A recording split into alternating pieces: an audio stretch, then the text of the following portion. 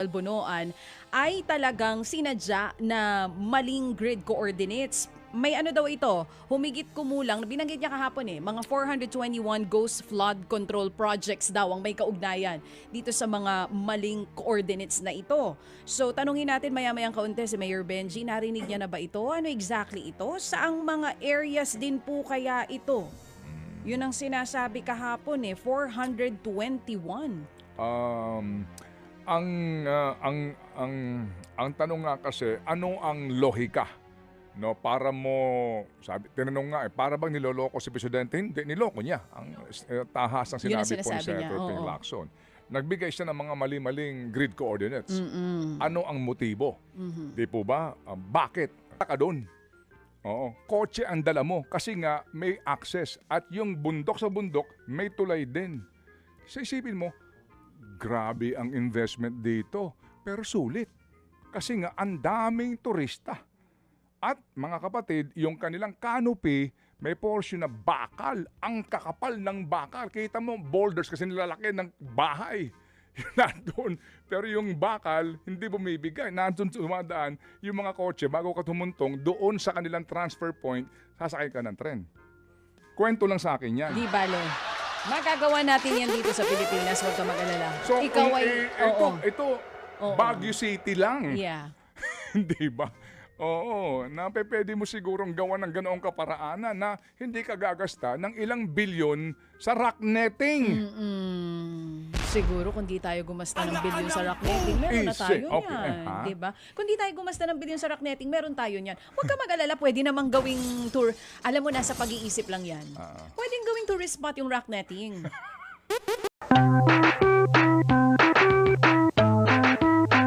Palatandaan na gaano man po kabagal daw, gumugulong pa rin daw po ang gulong ng hustisya. Fine.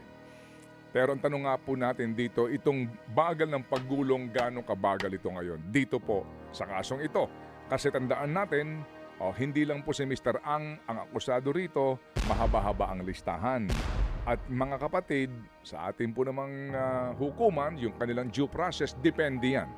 Depende po sa dami ng akusado, depende po sa dami ng testigo, etc. Pero ang tanong nga din mga kapatid, ilang taon ang aabutin bago po ito marisolba sa level po ng RTC.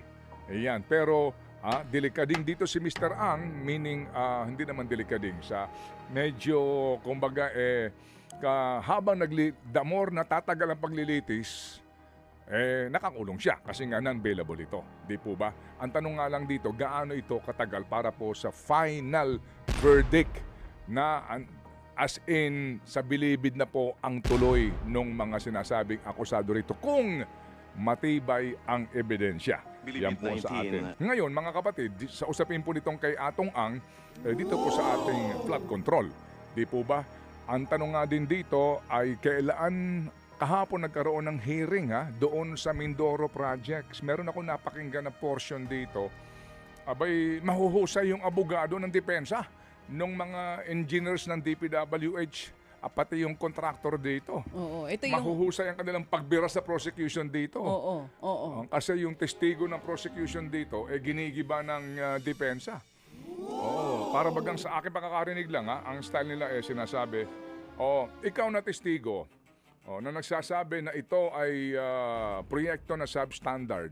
Kapag ba substandard ang sinasabing findings ng DPWH, binibigyan ba ng pagkakataon ng kontraktor to correct the defect? Yes po, Your Honor. Yes nga. Ilang taon ang ibinibigay o panahon para i-correct yung pagkakamali? May takdang panahon. Dito ba binigyan ba ng pagkakataon yung kontraktor na i-correct ang mali? Bigyan mo ako ng kuliglig. Hindi nakasagot. Nasa paninindak lang minsan, ano? Oo. Hindi nakasagot. Medyo. Oo.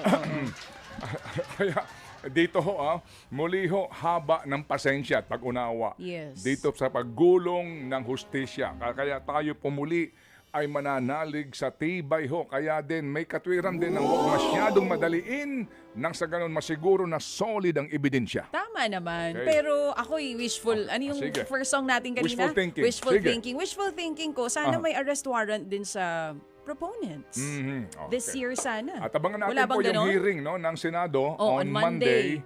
Meron ako mga interesting questions na sana para kay Senator Ping. Kaya nga, Senator Ping, sana makausap ka po namin. May mga tanong lang po ako dito kagaya doon sa mga coordinates. Oo. Anyway, ginagalang po naman natin, baka nga napapagod na rin po siya sa, sa dami ho ng kanyang mga dapat daw na pinag-aaralan. Hindi lang po itong issue po ng flood control na ito. Pero Monday po ang hearing at tignan natin kung ano ang direksyon nito at sino po ang sinasabing mga inimbitahan na una pong hindi sumipot, kung ito ho ba'y sisipot na at yung sinasabing arrest warrant na ilalabas kung hindi sila sisipot.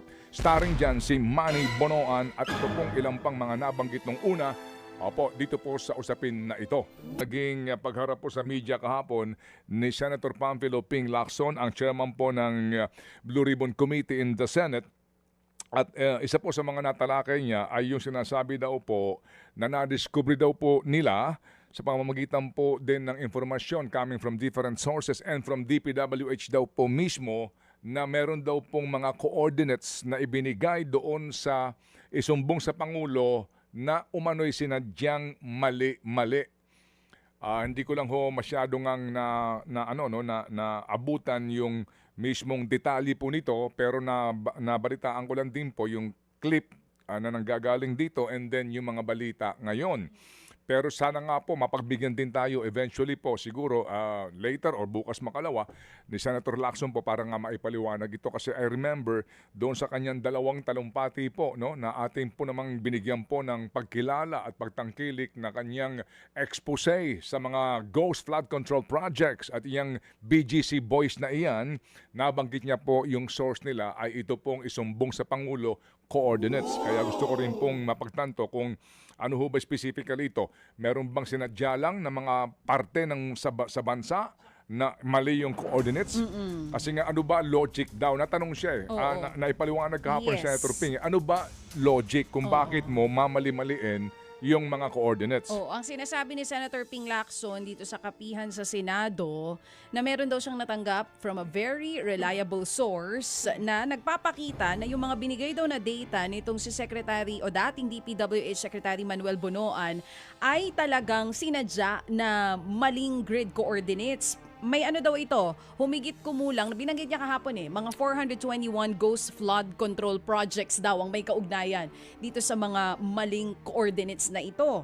So tanungin natin maya-mayang kaunti si Mayor Benji, narinig niya na ba ito? Ano exactly ito? Saang mga areas din po kaya ito? Yun ang sinasabi kahapon 421.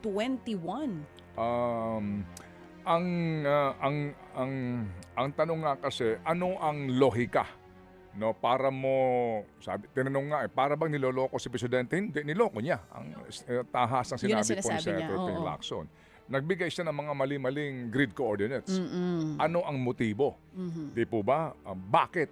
Ito ho muna, atin po lang kausapin si Mayor Benji Magalong na isa nga po na dati pong miyembro ng ICI. Siya po ay investigador ng ICI actually bago po siya mag-resign. Magandang umaga po, Mayor. Yes, sir. Good morning, Sir Ted, at good morning po sa ating mga viewers. Salamat sa panahon. Cha, go ahead, please. Go ahead. Mayor Benji, good morning. Thank you for being on the show and Happy New Year po. Sir, ito nga kahapon sa kapihan sa Good Senado. morning, DJ Chacha. Good morning din po. Salamat po sa pagpayag sa panayam. Sir, kahapon doon sa kapihan sa Senado, binabanggit po ni Senator Ping yung tungkol daw sa pagsadya nitong si dating DPWH Secretary Manny Bonoan na mag-submit ng maling coordinates na may kinalaman po sa mga flood control projects. Dati po kayong special advisor ng ICI. Ito po ba'y narinig nyo na? At ano pong reaksyon nyo dito? Oo, maraming insidente na mali-mali. Nakita namin na mali-mali yung mga coordinates. Pero nga napupunta dyan sa mga palayan. Pero bakit malayo sa tubigan? Kaya nakapagtataka. Bakit ganun ang nangyayari? Meron naman tayong mga iba't ibang mga devices at para sigurado tayo na matama yung geographical coordinates. Okay. Pero kaya may deception Maralaman mo talaga may deceptions Kaya isa rin yan na dapat imbestigahan. Sir, sabi nyo nga po, oo, may deception na nangyari, dapat imbestigahan. Kailan nyo pa po nalaman ito na nag-submit si Secmani ng mga mali-maling coordinates? And hindi ko alam na si Secretary Manny ang Secretary Bunuan na nagbigay. Pero doon sa mga nakita namin na mga data na sinubmit sa amin, kasi kompleto yun eh. Pakikita mo yung project, yung title ng project, tapos yung location, at tapos yung geographical coordinate, maraming mali-mali eh. Hindi ko alam kung talagang sinasadya nila yun, ano? Pero imposibleng hindi nila sinasadya. Kaya isa rin yan. At alam mo naman na si Secretary Buno, kung anong binigay sa kanya, yun ang gagamitin niya, yun ang ibibigay niya without verifying. Kasi alam mo, nung tinatanong ko siya, nung ICI, sabi ko nga sa kanya, billions were lost and you're telling us that you know nothing about it. Sabi niya, marami kasi akong inaasikaso din at nandiyan naman yung mga USEC at ASEC para i-supervise siya. Sabi ko rin sa kanya, have you conducted an investigation? Tagal niya sumagot. Sabi niya, yes. Did you ever file a case? Wala naman siyang pinile na case. Inamin niya. Makikita mo talaga na marami rin siyang, kumbaga, kulang din siya ng supervision at kulang din siya ng knowledge on the ground. So, hined on nyo na po pala siya bago pa po kayo nag-resign last September 26. Last year po yan, tungkol po dito sa mga mali-maling coordinates, and ang binabanggit po ng dating sekretary ng DPWH ay marami siyang inaasikaso, may mga USEC at ASEC naman na dapat yun ang tumutok dito sa mga coordinates na ito. Pwede po ba natin gamitin yung ganong dahilan? DJ Chacha, I did not confront him about the mali-maling coordinates. I just confronted him about the billions of pesos that were lost in their projects. Tapos sinasabi niya na wala siyang kaalam-alam. Oo, pero during that time, nung pong kaharap niyo siya, wala pa itong issue ng mali-maling coordinates. Yes, wala pa. Wala pa. Oo. Kasi nag-uumpisa pa lang kami noon eh. Pero nung tinitingnan na namin, ang daming ang dami talagang technical errors talaga. Ano po yung mga napansin nyo na technical errors? Yan, isa yan. Yung mga mali-maling coordinates. Isa yan. Tapos yung mga description ng projects na ang hirap intindihin. Tapos pag ginanap mo sa lugar, hirap ka manapin sa lugar. Tapos makita mo na parang yung mga projects magkakadikit yung projects, iba-ibang contractor, pero magtataka ka na ang amount, ito, let us say, ito, 120 million, 336, ito, 120 million, 645, ito, 120 million. Makikita mo talaga na, bakit ganun ang ginawa? Kasi iba-ibang contractor, pero halos magkakapareho yung amount, kunti lang ang difference. Oo. Mayor, nung time na yon, natanong niyo po ba kung sino yung gumawa nung listahan na yan na naisubmit sa inyo nun sa ICI? Hindi na namin natanong. Ako hindi ko na tinanong kung sino. Pero definitely, it came from the field. Yun ang mga, yun ang mga reports ng mga field offices eh. Meron kasing opisina dyan sa DPWH. Nakalimutan ko yung pangalan eh. Na nandun lahat yung sila yung project monitoring unit. Nandun sa kanila lahat yung data. Meron dyan sa yan. Kasi nakipag-ugnayan ako sa kanila, nakalimutan ko lang yung pangalan. Opo. Na-raise yata iyan ni Senator Marcoleta sa mga hearings, no? Yung opisina na in charge po dito sa mga paglalagay nga ng detalles ng mga grid coordinates. Kayo po ba, Mayor, kasi nakita ho naman din natin, even nga po doon sa talumpati ni Senator Ping, binalikan ko po ito mismo, may mga acknowledgements siya doon sa isumbong sa Pangulo website na ika niya naging tulay nila para puntahan yung mga proyekto. Sabi nga dito, sabi ho sa kanyang part 1, dito ho sa kanyang unang talumpati, for one, the coordinates that the website provides showed us a faster way to find the shady, even ghost projects. So, kayo ho ba mismo, sir, sa inyo po bang mga pinuntahan, meron ba kayong as in mali talaga na ito yung coordinates, tapos doon sa lugar, wala palang proyekto na maaari mo sabihin na ghost project kasi yun ang nakalagay sa coordinates, parang to mislead you? Yes, meron kaming nakita ho. May mga nakita ho kami na ganun ho yung mga kwan. Diyan ho sa La Union, meron ho kami nakitang ganun. Kaya nga ho, nagtataka kami. Confusing ho talaga. Sabi ko, bakit ganitong kwan? Sistema nila na reporting. Tapos walang, ewan ko kung nagbabalidate sila sa ground. Ang sabi sa akin nung empleyado dun sa in charge sa project monitoring sa central office ng DPWH, sir, we can only depend on the data that's being submitted to us. Kung late, sir, yan, wala kami magagawa. Pero as much as possible, gustuhan lang namin na real time, pero hindi rin namin magawa. Patas wala rin naman kaming sufficient number of personnel na i-verify talaga sa ground. Si Senator Lacson po kasi nakapagbigay ng lead, di ba, sa atin, ano, sa kanyang dalawang talumpati, and we sincerely appreciate that. Kayo ho ba, sir, nagkusa din kayo? Meron din kayo mismo separately doon sa expose ni Senator Lacson na nadiskubre talaga na ghost projects? Meron ho kami. Diyan ho sa La Union. Nakita ko talaga namin yung ghost project dyan. Itinago nila. Patas dito sa La Trinidad Benguet, nag-file nga ako ng kaso na ghost project. Ito naman yung kwan. Ito naman yung solar lights. Na isang lugar, isang stretch, dalawang project, 120 million, kunti lang ang diferensya, pero isang stretch lang ng road, number of solar lights, nakapagtataka nga kaya nila, ang lakas ng loob nilang gawin yun. Ang lakas ng loob nilang gawin yun, nakapagtataka rin ho talaga So yung may isang project... Ganun din ho sa... Opo. Go ahead, sir. Go ahead. Ganun din po sa La Union. Doon ho sa lugar ni Congressman Garcia, nakita ho namin yun. Opo. Solar lights ito.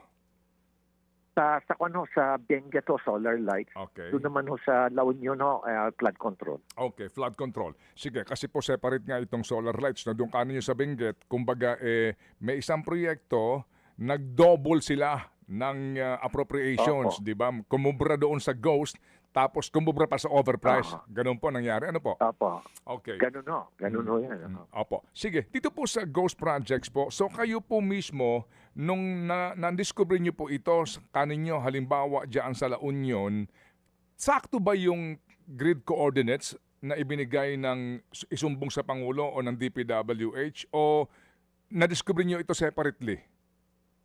Separate ho namin na-discover yan. In fact, kasama ko si Kwan Isinama ko si Secretary Vince dyan Pagpunta nga namin doon, sabi namin, nasaan na rito yung project? Nasaan na? So, nagtataka kami, mabuti na lang. May napansin ako nag-uusap ng mga presidente doon. Hinatak ko yung isa, pinakay ko sa sasakyan. Binanggit niya sa akin, sir, dati rito sir, nandyan yan, pero tinakpan na sir nila. Nilagyan nila sir na sheet pile, pero parang nakalata yata siya magkakaroon investigasyon. Tinakpan nila, tapos umagos na yung tubig, hindi na ho makita. Kasi mali-mali nga ho yung, kulang-kulang ho yung sheet pile na nilagay. Opo. Sir, yung pong sinasabi na isa sa pwedeng motibo is that para ho magmali-mali and then gagawa ng report hango sa maling informasyon, incredible na yung report. Para bagang, alam niyo ho yun, yung sirain yung kredibilidad ng mga reports. Tingin ho ba ninyo mayroon pong ganong angulo na posibleng kung sino man po may gawa nito?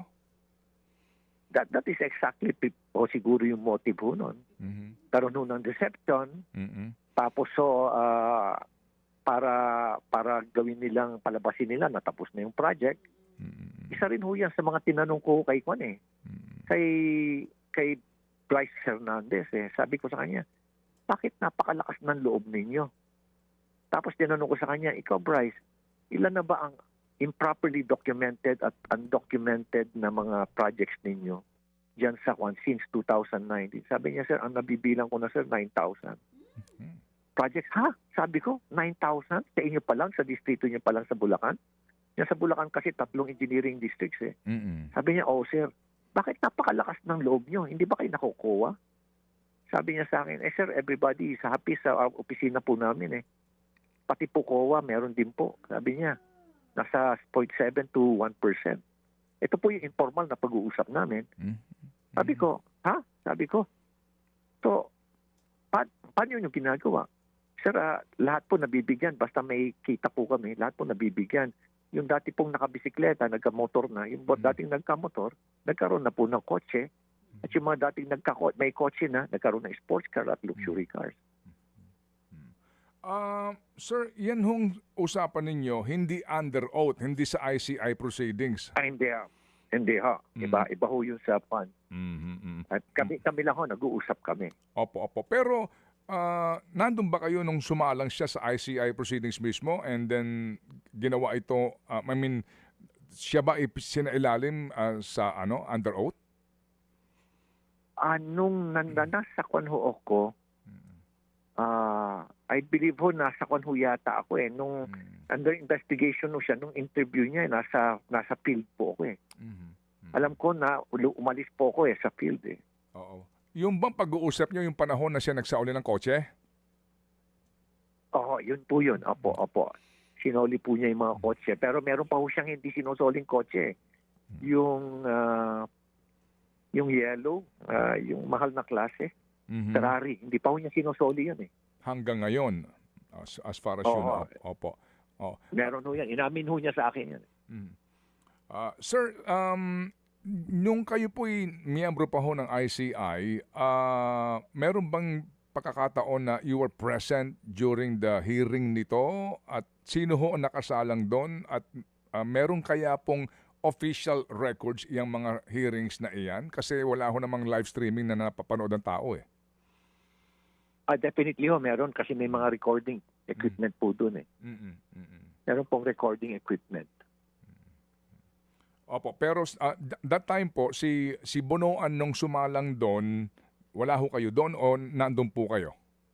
Nandun po ako, pero hindi po namin nabanggit yung issue na yan ng kwan. Issue ho yan ng geographical coordinates. Opo. Kasi nga po hindi natin napanood dito. Ano ho lamang ang natanong ng mga ICI commissioners doon? Kayo ba nakapagtatanong bilang consultant? Nakapagtanong, opo. Kwan po ako, kasama ho ako sa mga nagtatanong, 4 po kami lahat. Opo, oo. At nakafocus po yun doon sa kwan sa role niya, ano yung ginawa niya, paano nagkaroon ng mga anomalies. Yung nga ho yung mga, doon po nakafocus yung mga tanong na yun. At ano yung mga ginawa niya. At nabigyan din po ako, kaya nga ako kinonfront po siya eh. Na billions were lost and you're telling us that you know nothing about it, sabi ko sa kanya. Hindi po nakaharap doon si dating Yusek Cabral, di po ba? Separate po yun. Opo. Nandun din po ako nung kay Yusek Cabral. Nung naandun po si Yusek Cabral, are you at liberty to tell us, paano po naging usapan ng komisyon with her? Well, pinag-i-explain po siya doon sa kanyang role, ano yung ginawa niya, tungkol dito sa mga allocation of funds. Yun po yung mga pinag-usapan doon eh. Very confident nga siyang sumasagot eh. Very confident siyang sumasagot doon sa mga commissioner. Until I had I was given the floor to ask the questions. Ang sabi ko sa kanya, sabi ko sa kanya, Yusek Cabral, why is it that you're perceived as the most powerful Yusek in DPWH, that you're even capable of countermanding the order of your boss? Sabi ko sa kanya. Sabi niya sa akin, hindi naman po sir, hindi naman po. Sabi ko sa kanya, can you please stand up? Sabi ko sa kanya. And please approach the digital board and I'll show you a chart and kindly explain these numbers. Pinakita ko sa kanya ngayon yung tinatawag nilang Cabral files because I have that since September pa when I was in ICI. Doon ko pinakita sa kanya, explain mo nga ito. Sabi ko, itong Mindoro Occidental, ang NEP na nilagay nyo rito sa area ni Congressman Tariela was 2.5 billion. Bakit naging 20.9 billion yan for 2025? Anong absorptive capacity niyan? O similar kay Congressman Panaligan, sabi ko. Misamis sa Mindoro Oriental, 1.5 billion. Yan ang absorptive capacity and yan ang NEP after the series of committee hearings. Patapos biglang itinaas nyo ng 20.7. Sabi ko, ikaw ang nag-prepare niya, di ba? Ikaw ang planning. Bigla siyang nanginig eh. Naginig niya kasi alam niya. Siguro nag-iisip siya, paano nagkaroon si Magalong ng kopya nito? Kasi familiar siya, nakita ko sa mukha niya, pina-observe ko yung mukha niya, familiar siya doon. Bigla siyang inubo, tapos humingi ng tubig. Tapos umiinom ng tubig, nanginginig na siya. Sabi ko, I struck a nerve dito. Kaya sabi ko, tapos sumingit na yung mga, tumayo na rin yung mga commissioner, lumapit na rin sa digital port. At nung tinatanong na namin sa kanya, who ordered you to increase? Kasi ang dami ho eh. Ganun nung nangyari doon eh. Ang dami pa hong mga congressional district eh. Region 4B pa lang yung pinapakita ko eh. Bigla siyang sumagot, si Secretary Bunoan po, sabi niya. Paano po natapos ang inyong pagtatanong sa kanya, Mayor? Well, hanggang doon na lang ako. Sinabi niya Secretary Bunoan, alam ko na ho na nambobola siya.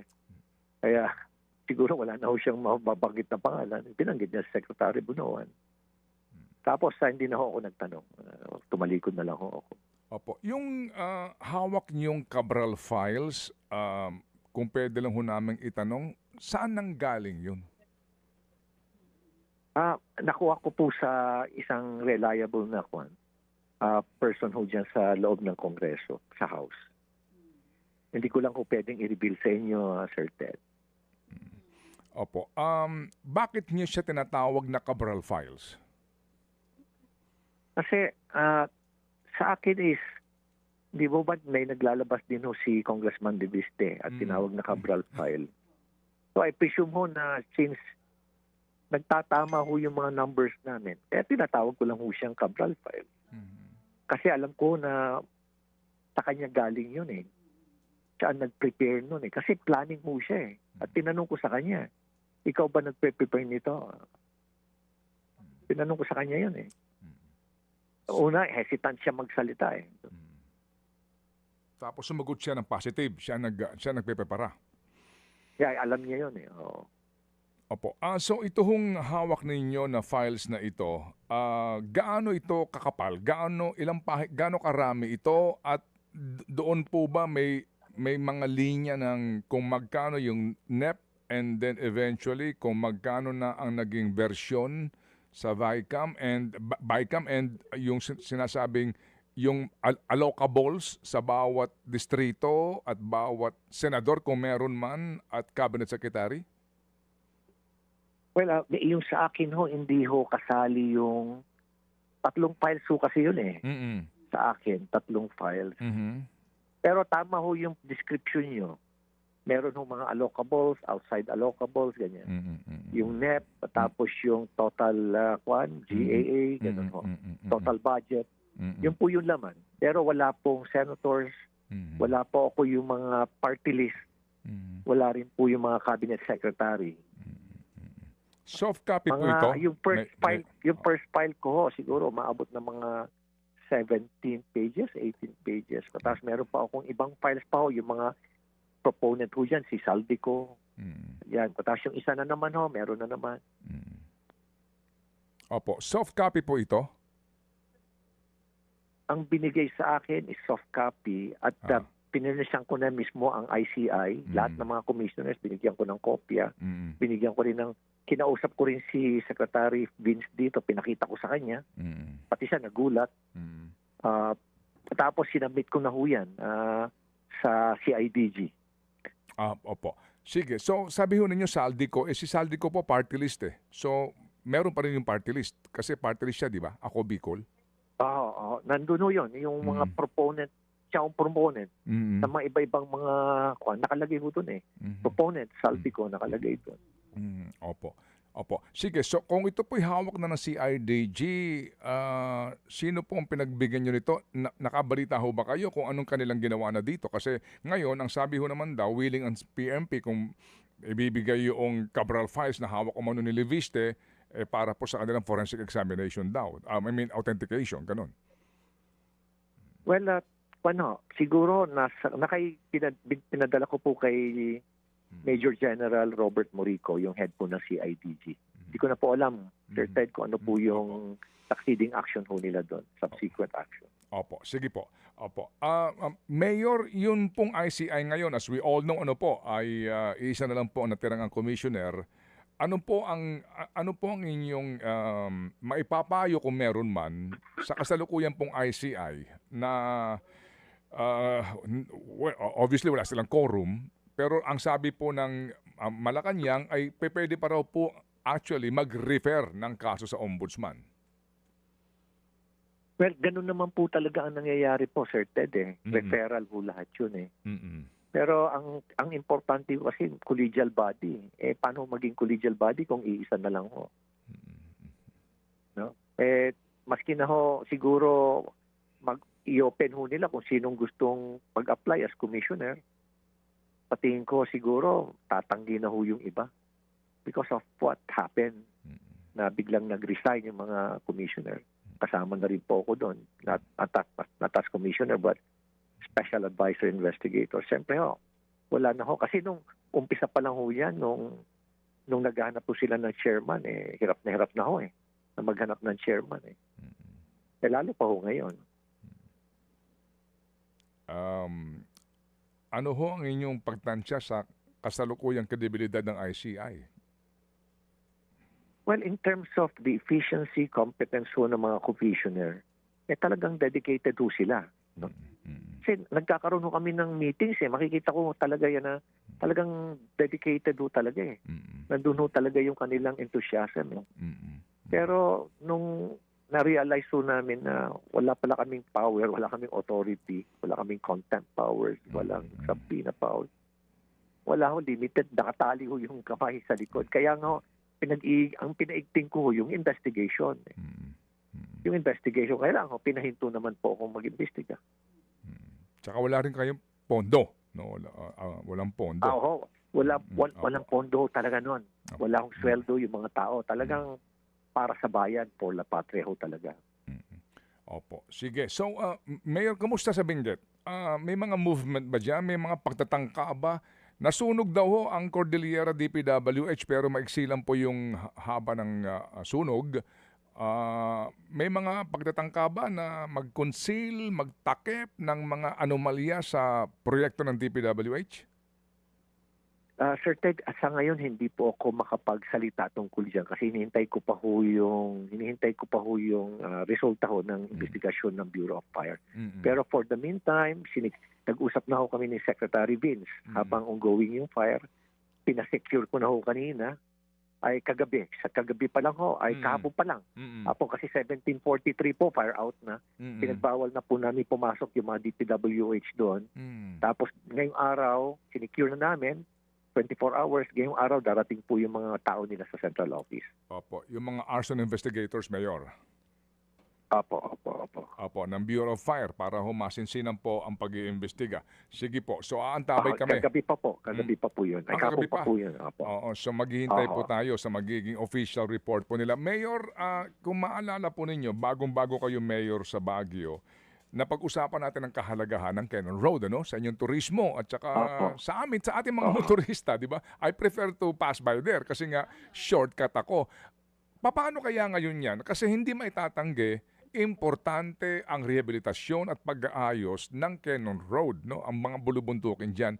Meron ba kayong napag-uusapan with Secretary Vince na yung maayos na paggawa, walang anomalya, walang overpricing kasi nga importante yan Opo.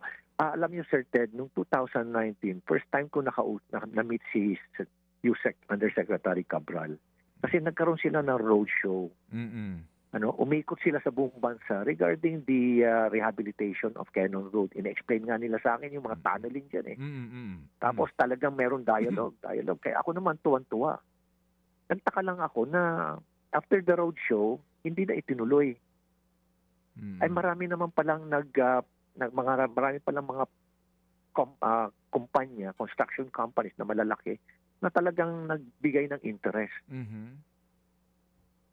Finally, I realized na kaya pala hindi tinuloy kasi ginawang pagkakakitaan, milking cow. Ay mga rock netting projects, yung mga substandard na paving nung Cannon Road. Kaya pala hindi nila na-rehabilitate.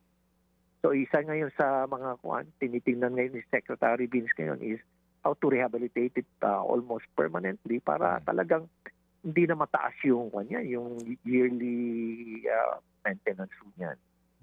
Sabi nga marami nga nagsasabi na dapat tunneling na dyan.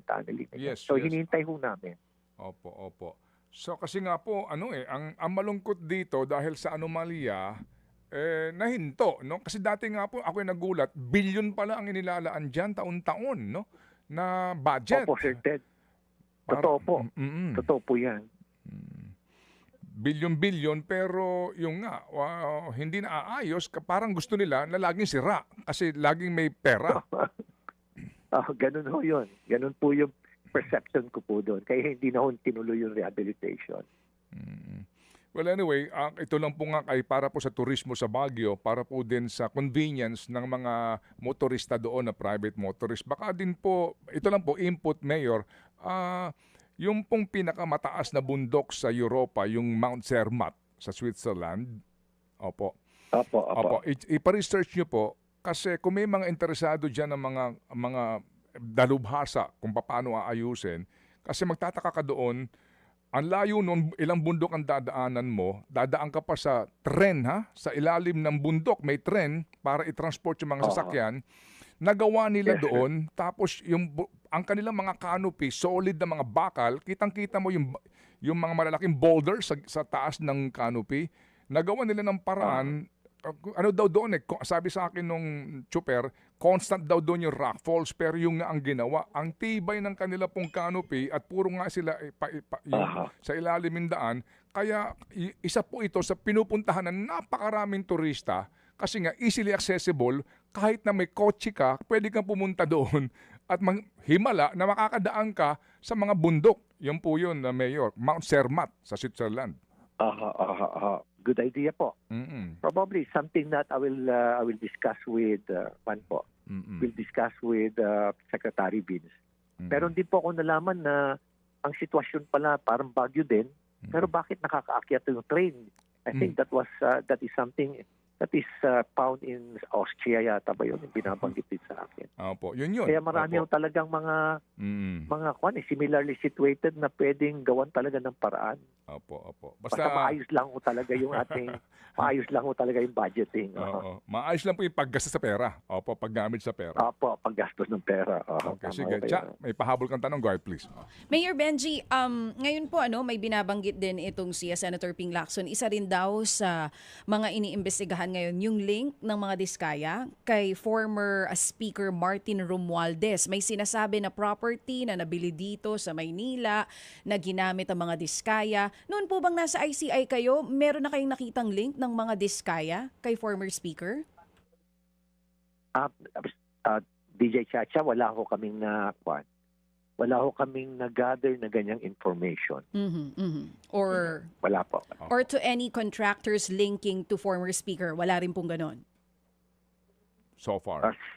During that time, wala pa ho kaming mga ebidensya na natanggap. Okay, sige. So Mayor, salamat po sa inyo pong panahon sa aming programa. Ito po yung napakainam para po mas maunawaan po ng ating mga kababayan ang napaka-importanteng isyong pambayan. Salamat po, Mayor. Maraming salamat po, Sir Ted. Maraming salamat, DJ Chacha. Thank you. Salamat.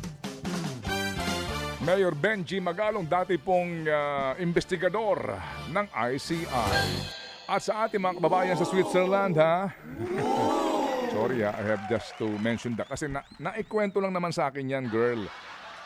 Yang sa Mount Zermatt. I-google mo. Sige, hanapin ko yun. Yung Toblerone na tsokolate, Toblerone, nakita mo may bundok doon. Hindi may mountain doon. Yun yung Mount Zermatt. Kaya yung mga turista nakakapunta ron, pas maganda, clear skies, no? Yung Toblerone, hinahawakan nila at yung kanilang pagpapapicture, tinututok para makita mo, yun ang kanyang pinakadulo. Magtataka ka, Aaron, pinakamataas na bundok sa buong Europa ito. At ang turista dito, milyon-milyon. At saka yung cable car dyan papanik, ilang level bago ka makarating sa taas. At sa taas, ramdam mo na yung kawalan ng oxygen. Kaya may mga natutumba, nahihilo. Sinasabihan ka naman kaagad yung posibilidad roon kasi nga panipis ng Ganda. panipis ang oxygen. Ang ganda naman Oo, dyan. at doon sa tuktok niyan, marami ka muna mga dadaanan. Kumbaga by stations din, parang sa Mount Everest, di ba? Ganun din doon, ang tagal ka bago makarating sa tuktok. At sa tuktok ay talaga naman, opo, di ba? Kapag clear skies ay pagkaganda. Kapag mas makapal ang snow, wala ka makikita. So, paano ka makakapunta ron? Dala mo kotse mo. at galing ka sa ibaba, puro bundok. Isipin mo yung teknolohiyang ginamit at paraan ng mga Swiso. Kasi nga ito po ay isang tourist attraction, hindi lang po sa winter, pati po sa summer, bilyon ang kanilang kinikita dito. Kaya kinakailangang i-develop na maging accessible sa mga turista. May portion dyan sa bundok dyan, baby girl. Dala mo kotse mo. Maghihintay ka ng tren na sasakyan ng kotse mo para yung tren na iyon ang tatagpas sa ilalim ng bundok. Parang sasakay ka ng barko, parang ferry. Ganon yun, di ba? Pupunta ka ng Mindoro, galing ka sa Batangas, sasakay ka ng ferry, sasakay mo yung kotse mo sa dagat. Ganon ang estilo, pero tren sa bundok. Maghihintay ka, may oras siya. So, yung tren na yan, open sa likod, ang haba ng tren, puro kotse ang sakay. One way lang siya, papunta doon, one way lang. So, babaan ng mga kotse doon. Yung mga nanggaling naman doon, sakay naman ulit. Mayroon siyang oras ng biyahe. So, yung mga kotse na nanggagaling sa, sabihin na natin, nanggagaling po sa Zurich, nanggagaling sa Bern, makakapunta ka doon. Oo, kotse ang dala mo kasi nga may access at yung bundok sa bundok may tulay din. So isipin mo, grabe ang investment dito pero sulit kasi nga ang daming turista. At mga kapatid, yung kanilang canopy may portion na bakal, ang kakapal ng bakal. Kita mo boulders kasi nilalaki ng bahay. Nandun. Pero yung bakal, hindi bumibigay. Nandun sumadaan yung mga kotse bago ka tumuntong doon sa kanilang transfer point, sasakay ka ng tren. Kwento lang sa akin yan. Di bale. Magagawa natin yan dito sa Pilipinas, huwag ka mag-alala. So, Ikaw ay... ito Baguio City lang. Yeah. Hindi ba? Oo, pwede mo sigurong gawa ng ganoong kaparaanan na hindi ka gagasta ng ilang bilyon sa rock netting. Siguro kung di tayo gumasta ng bilyon sa rock netting, meron na tayo yan. Diba? Kung di tayo gumasta ng bilyon sa rock netting, meron tayo yan. Huwag ka mag-alala, pwede namang gawing tour. Alam mo, nasa pag-iisip lang yan. Pwedeng gawing tourist spot yung rock netting. Diba? O ipapangalandakan natin sa mundo na ito ang pinakamahal na rock net sa buong mundo. Pwede kayong mag-selfie doon. Tapos, yun ang gamitin nyo paakyat ng bundok. Yung mga rock nets. Ganun siya katibay. Kasi nga right now, nasa CIDG pa.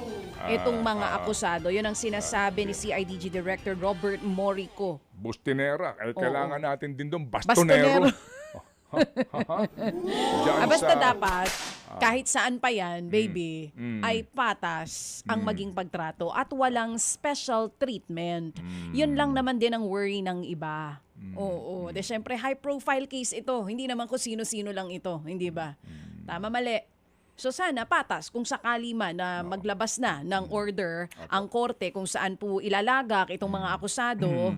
'Di ba? Ano po ito lahat 18 sila minus Atong ang 17 na ang nasa kustodiya po ngayon ng CIDG. So si Atong ang na lang ang hinahanap. Okay, mga kapatid, yung pong mga meron na ho namang warrant at walang bail, no, na kaso sa flood control. Sa flood control, meron nakakulong na. Oo. Yung mga taga-DPWH. Yes, yung mga butiki. Correct. Yung may kaugnayan sa Oriental Mindoro yung mga Project. maliliit daw hong isda, kung tawagin ng iba, ha? Tama. Opo. Nakakulong saan? Sa Quezon City, right? Detention facility. Oo. Ito raw ho yata yung medyo bago-bago na kulungan. At maayos-ayos daw po yung sitwasyon. Okay. So kahit pa paano ho naman po, alam nyo, pag pinag-uusapan natin ng mga PDL, may karapatan din po ang mga persons deprived of liberty. Hindi ibig sabihin po na yaan, nandidiyan, pending po yung kanya pong kaso o kaya po nandun na sa bilibid final na wala na siyang karapatan. Siya po naman po may karapatan din sa makatao na paglalagyan. Mga kapatid, yan din po naman po ang sinasabi po ng mga human rights advocates regardless kung sino ka pa. Opo, importante po yung pagtrato ng makatao. Kasi po sa Bilibid, may mga lugar dyan, may mga kulungan dyan na hindi makatao. Yung dami ng bilanggo na nagsisiksikan at yung kawalan po ng kaukulang pasilidad, pati na po palikuran. Kung ikaw lang siguro masusunod, baby girl, baka alam ko kung saan mo sila gustong ikulong. Pero ang ating panawagan tuloy pa rin po. Ikulong mandarambong. Yan ang arrest warrant na inaantay ko. Sige, so pagkakataon po para sa mga taong tumatanggap, dinadaluyan ng biyaya na ang biyayang ito'y padaluyin din po patungo po sa iba. Ito po yung biyaya na pinaghihirapan ng ating mga kababayan. Iba ho kasi yung biyaya na inihahatid lang sa iyo para sa iyong future Ang plan. sarap. At wala kang kahirap-hirap, nakatunganga ka lang, naka-aircon ka lang, ni hindi ka pinagpapawisan, mali-malit ang inihahatid sa iyo. Ay, sorry. Sorry kung naiinggit kayo. Hindi kayo proponents. At kung minsan po suplado ka pa, pwede bang huwag ka muna mag-deliver ngayon kasi Oo, busy oo. kami. Sila lang ang tumatanggi sa bilyong pisong delivery.